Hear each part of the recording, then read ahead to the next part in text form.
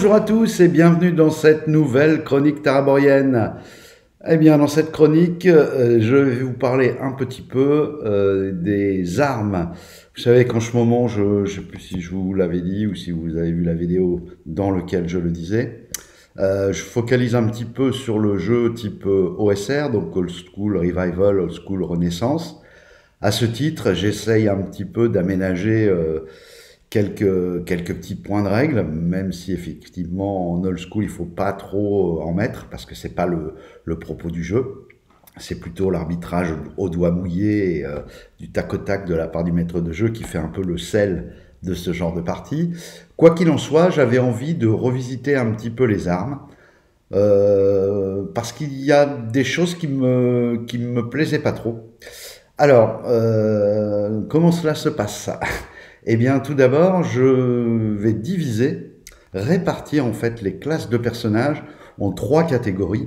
La catégorie des combattants, qui va comprendre les barbares, les guerriers, les paladins, les rangers, éventuellement même les nains et les elfes, puisque nous jouons dans une formule où les classes, ou les races, pardon, font aussi office de classe. Donc en fait, si vous choisissez d'être un elfe, vous êtes un elfe, et c'est à la fois votre race et votre classe, c'est ce qui va définir votre personnage.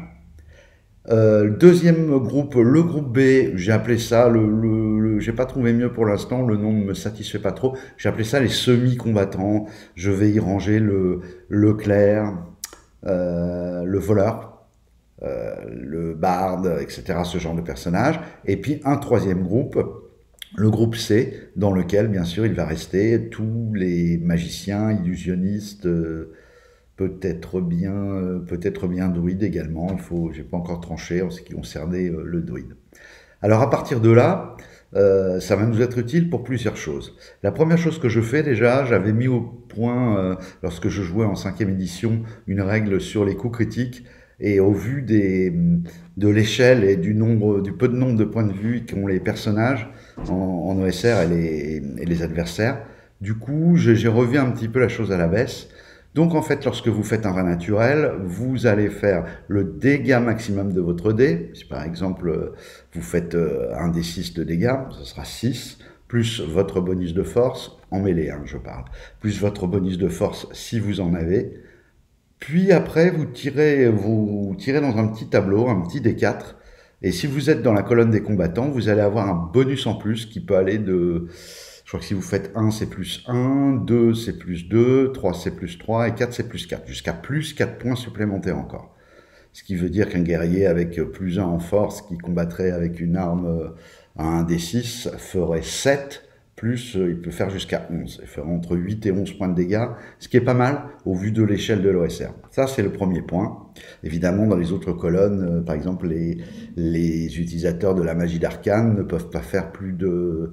Ils ont une chance sur 4 de faire plus 3, mais ils font pas de plus 4.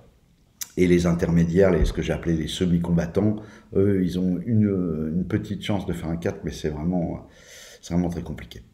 Alors voilà, ça c'est le premier point. Le deuxième point, moi ce qui m'a toujours un peu posé problème, c'est cette histoire de limitation, de telle classe de personnage ne peut pas utiliser, voilà, le magicien il peut utiliser que sa dague, etc.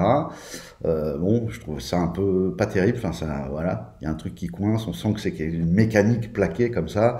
Idem à une époque, vous vous rappelez, je sais plus dans quelle édition de D&D, on avait le prêtre, le clerc, qui ne pouvait pas utiliser que des armes tranchantes. Voilà.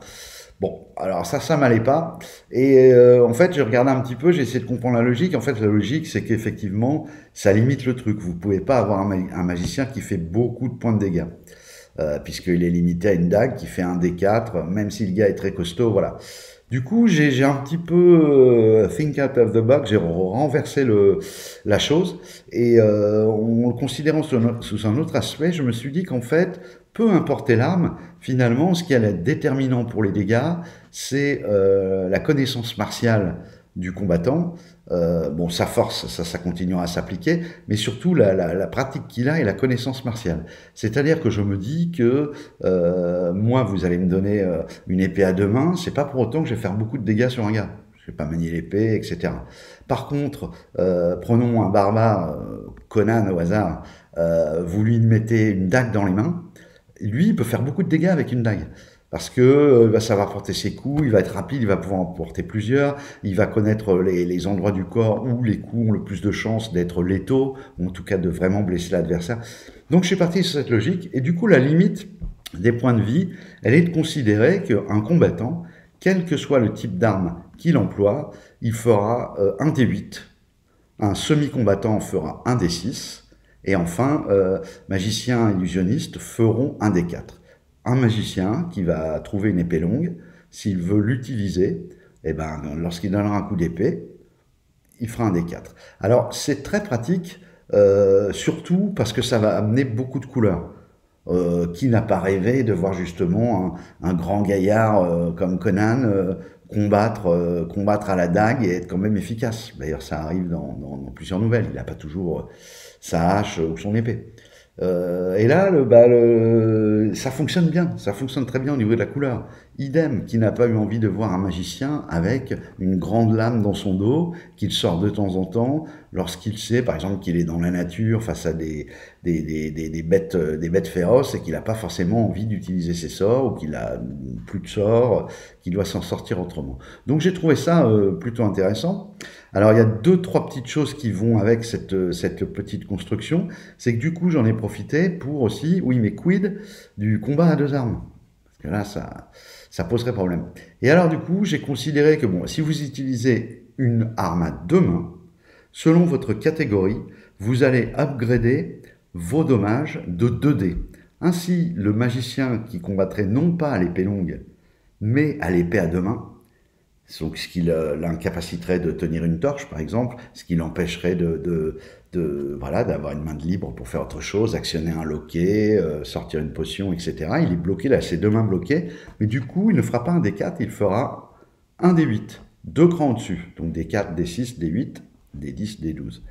Voilà. De la même façon, notre fameux Conan, s'il prend une Greatsword, une épée à deux mains, eh ben, il fera un D12, du D8, j'upgrade de 2, D10, D12. Leclerc, lui, il sera au D10. Donc ça, c'est pas mal, ça rajoute un petit quelque chose. Et en même temps, donc comme je vous le disais, ça permet de gérer le combat à deux armes, qui est un peu tristoun, parce que quand c'est fait à base de dons, c'est un peu le don qui paye bien, hein, généralement. Et puis après, il faut faire deux attaques, etc. Non, eh bien en fait, si vous voulez combattre avec vos deux mains, c'est forcément que vous n'utilisez que des armes à une main. Et dans ces cas-là, tout simplement, on va considérer, vous allez faire qu'un seul to hit, qu'un seul jet pour toucher, et on va considérer que vous utilisez une arme à deux mains. Ainsi, notre fameux Conan, je reprends mon exemple, s'il sort deux dagues, il va porter un coup, et ses dégâts seront de 1 des 12. Puisque lui, les armes à deux mains, dans la catégorie des combattants, c'est 1 des 12. Donc, je vous invite à réfléchir à ça, vous verrez que c'est super. Notamment, ça traite des aspects aussi, vous êtes dans une taverne, hein, vous n'allez pas venir avec la Greatsword, etc., ou en tout cas, vous n'avez peut-être même pas la place de la sortir, si tant est que vous l'avez sur vous. Une bagarre se déclenche, bah là, le combattant, il perd tous ses avantages. Parce qu'en gros, l'avantage du combattant, c'est de pouvoir enlever beaucoup de points de dégâts. Alors que là, poum, il sort deux petites dagues et il se retrouve avec son D12. Idéalement, il peut renverser un mec, l'acculer contre une table, le dos contre la table, et puis le larder de coups de poignard dans la poitrine, etc. Donc ça ouvre tout de suite des choses qui peuvent en plus être intéressantes, je pense, au niveau de la narration. Voilà, j'ai rajouté encore une petite chose, c'est concernant donc les armes projectiles, elles sont données à 1 des 6, alors du coup tout le monde peut les utiliser.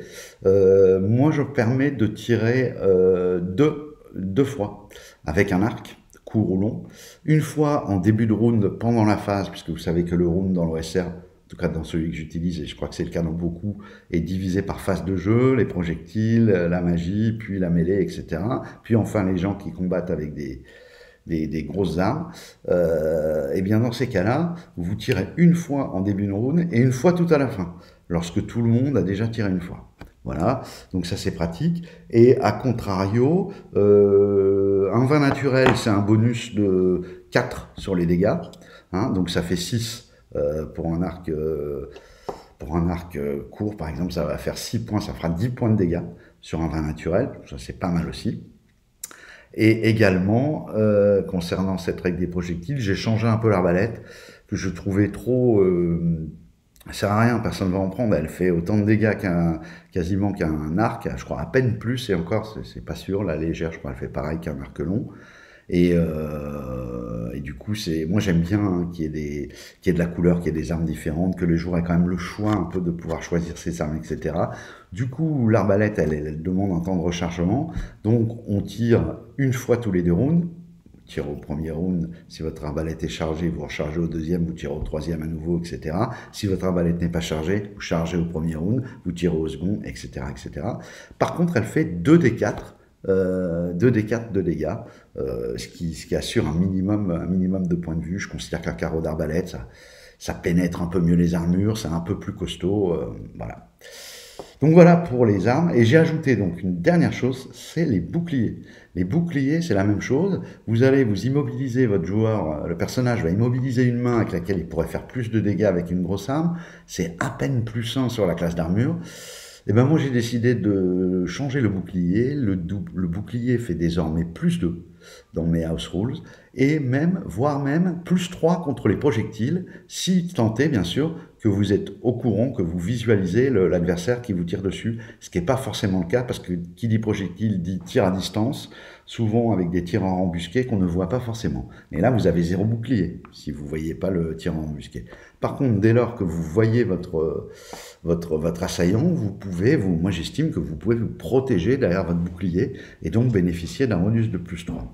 Alors du coup, les boucliers deviennent beaucoup plus intéressants, et aussi, il faut un peu les retoucher encore. Donc j'ai mis encore une règle pour à la fois ajouter un peu de couleur encore. Si vous utilisez des armes de type hache de combat, masse d'armes, Morningstar, fléau, ce genre d'armes fracassantes, eh bien en fait, je vais considérer, alors c'est le maître de jeu qui le gérera, hein, ça se fait très facilement, quand vous êtes dans la zone où en fait vous êtes, par exemple si la classe d'armure avec le bouclier d'un adversaire c'est 16, si vous faites 15 ou 14, c'est donc que vous bénéficiez en mêlée des 2 points de bouclier, à ce moment-là, si vous ratez, mais que vous faites des dégâts supérieurs à 5 points de dégâts, moi de toute façon je demande toujours à mes joueurs de tirer en même temps que leur attaque leurs dégâts, donc si vous voyez que leur cible elle a une AC16 et qu'ils font 14 ou 15, vous leur demandez les dégâts, et s'ils vous annoncent plus de 5 points, à ce moment-là,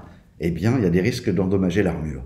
Et les armures, j'ai choisi pour noter leur endommagement en fait, et le fait qu'elles s'abîment, que parfois il faut les amener chez un forgeron si elles sont en métal, pour qu'il rechauffe un peu le fer, qu'il les décabosse, qu'il les remette un peu, voilà, qu'il rajoute quelques plaques éventuellement.